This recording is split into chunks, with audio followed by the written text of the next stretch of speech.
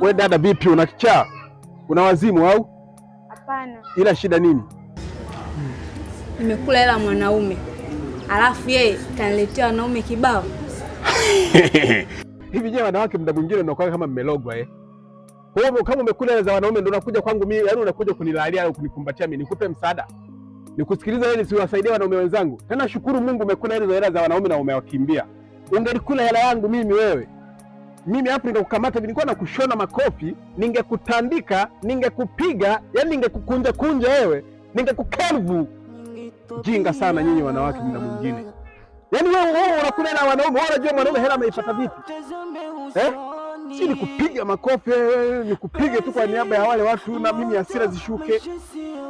Unajua hasira tunazipata vipi?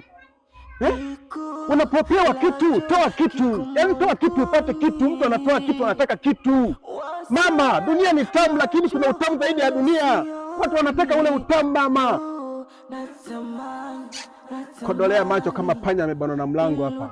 Chenzi wewe, utakufa. Ila wezekani